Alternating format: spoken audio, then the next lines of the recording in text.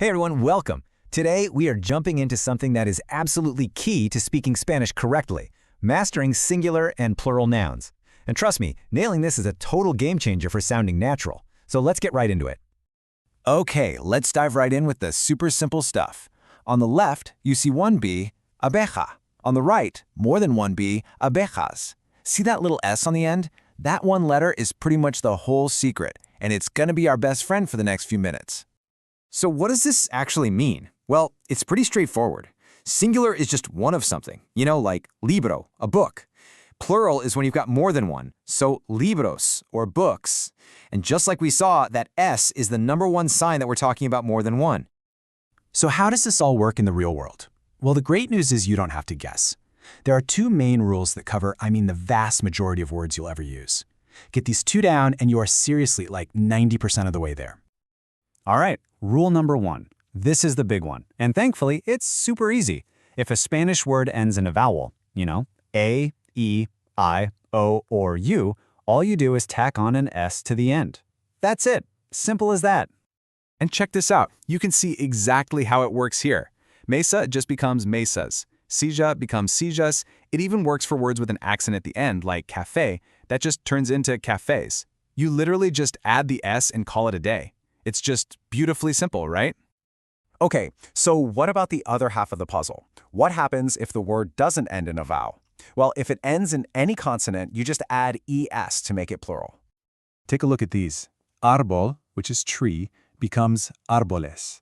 Reloj, a clock, becomes relojes. That little E is there for a reason. It just makes the word so much easier to say, helping that sound flow from the consonant to the S. It just works.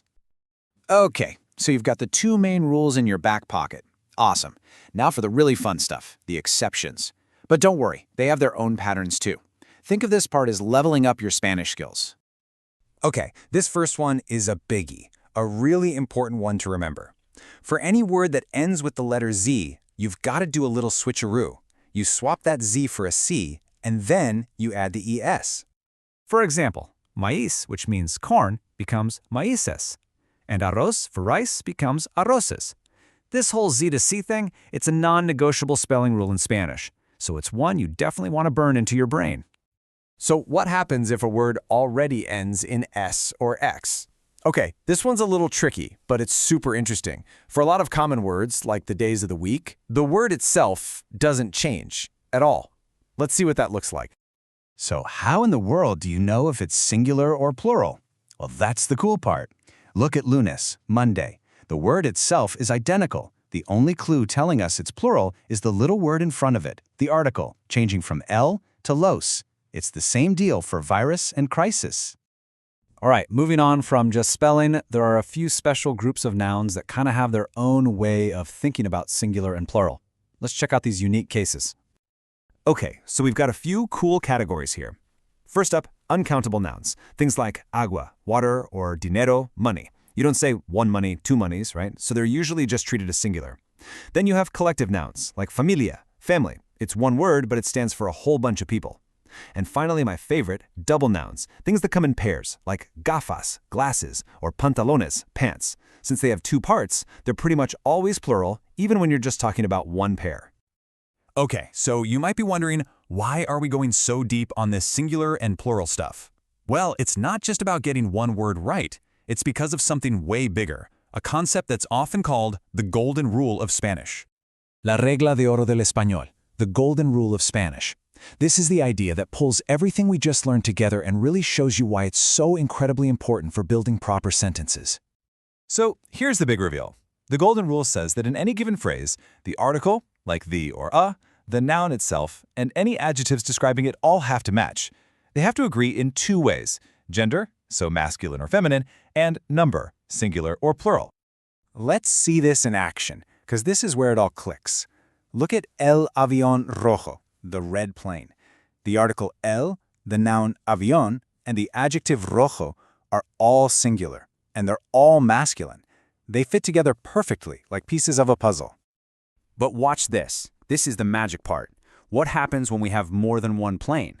It's not enough just to make avión plural. Nope. The article has to change to los, and the adjective rojo needs an S to become rojos.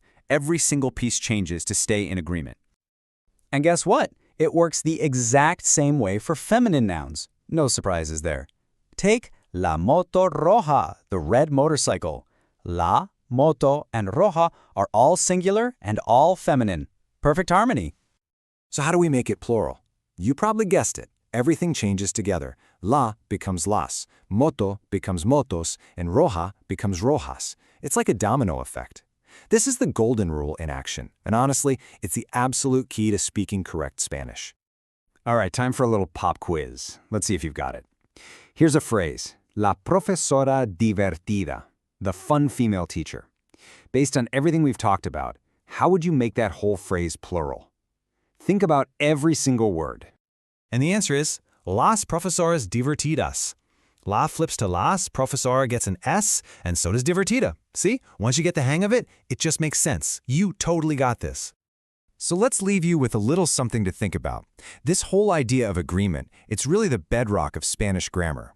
Now that you can see how it connects articles, nouns, and adjectives, where else do you think this powerful rule might pop up? Thinking about that is what's going to unlock the next level of your Spanish journey.